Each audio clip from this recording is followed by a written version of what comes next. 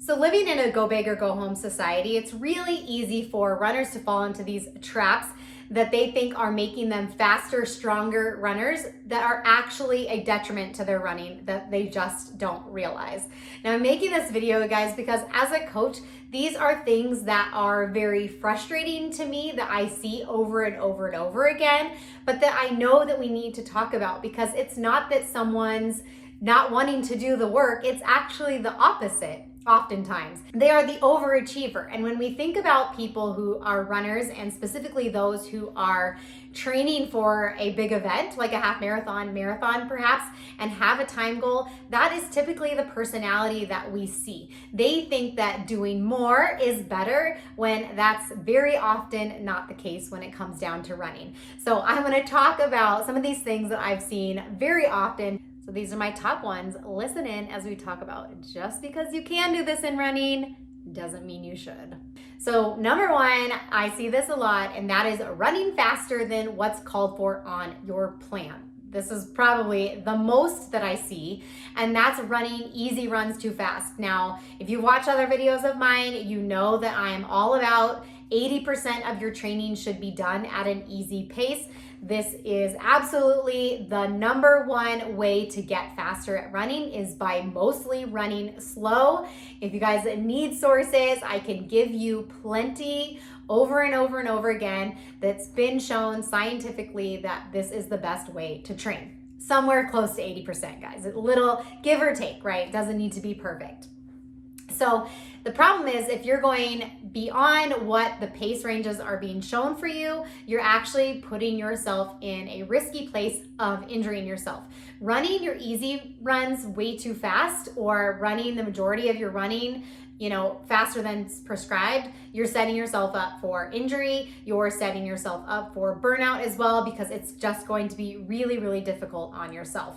But this doesn't just go for easy runs. This also goes for speed work. I see this really, really often, is that someone will be prescribed to do a certain set at 10K pace, and they think they're actually doing better if they can show you that they can do it at 5K pace. But you guys have to remember, whatever run is put on your schedule, training plan, provided it was put together by someone who knows what they're doing, there was a purpose for it, the run. So if you take 10K paces and start turning them into 5K paces, you just turned that speed session into something completely different. So just because you can go faster doesn't mean you should. 2, run your long runs at marathon pace. A lot of people think this is what you're supposed to do. So it's nothing against you if you've done this in the past, but you should not be running your long runs at marathon pace.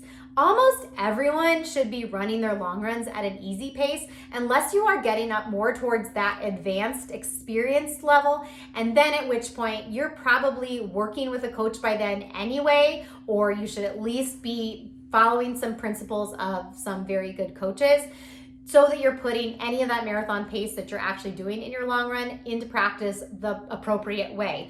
And usually even then, it's only every other long run, and the entire run even then isn't going to be at marathon pace. Perhaps it's 3 by 3 miles at marathon pace within a 16-mile long run, something like that. So your long runs should be done at an easy pace. And I promise you guys, for a while, you're going to be able to do every long run at marathon pace. In fact, when I started training for a marathon in 2017 with my husband, this was a bucket list thing for us to do a marathon together. We were running all of our long runs at our marathon goal pace, thinking that that was going to prepare us. Well, we were able to do that till about 10 to 12 miles. And then it got really, really hard. Our bodies were not able to even go marathon pace. But even before that, we shouldn't have been doing it. So even if you guys can run your long runs at marathon pace, you should not be doing it. If you do, it should only be a smattering of your long runs should be like that. 3, run more miles or days than what's on your plan. You know this person, maybe it's you, 5 miles is on their plan and they say, we're gonna do 6 or 7. Or maybe they're only supposed to run 5 days a week and they decide to run on both of their rest days as well. This is not something to be celebrated, you guys. And I talked about in another video where, especially at the beginning of like marathon training, you're super excited, you're feeling really, really good. And so you think, sure, I'll do a little bit more because that'll make me even more successful, when the opposite is actually true. You're just going to set yourself up for risking an injury, again, risking burnout, something like that. And even though your cardiovascular system can probably keep up with those extra days, extra miles, because it adapts faster than your musculoskeletal system, that can't keep up. And you're not gonna know it, but you're gonna have an injury probably brewing in your joints, in your bones, in your muscles, and all of a sudden, wham, something's gonna happen and suddenly you're injured, and you're gonna think it was just because of that run, when in actuality, you were doing way too much training before that by adding in days, adding in miles, and your body's gonna let you know it. Okay, number 4 is a pretty controversial topic, so I'm not gonna get into it too much, but that is running fasted, or running without eating, essentially. You're gonna hear proponents say that running fasted is the right way to go. There's a case for fasted cardio in a totally different world, but you guys have to remember, if you are training for a race, you are an athlete. You need to fuel your body like an athlete. You need energy for those runs. So I'm here to tell you, as a coach, I will rarely, I'm not gonna say never, but rarely encourage someone to run fasted. Maybe in some extreme cases, this might be the right thing for a particular runner, but essentially there are some big negatives that can occur if this is how you are training, especially when you're training a lot of miles and your body needs that energy. So just because you can run without eating breakfast, you can run fasted. Yep, we probably all can. Does not mean that's what you should be doing. So if you're going to run fasted, I would highly recommend working with a nutritionist while doing so. Hey, number 5, go without water. I'm gonna make this one pretty quick, guys. Can we go run 5 miles on a 90-degree without water and be fine? Yeah, we'll probably be fine. You might feel like crap for the entire rest of the day.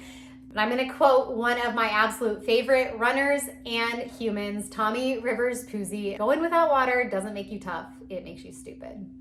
Number 6, making the first mile of your race the fastest. This is what's called positive splits. Your beginning of your race should not be faster than the end of your race for almost all distances in the long distance range. Maybe the 5K is an exception, but I would say people can even argue that you should probably negative split the 5K even, but certainly 10K and up, those should be negative split races. So don't get caught up in what everyone else is doing and going out too fast.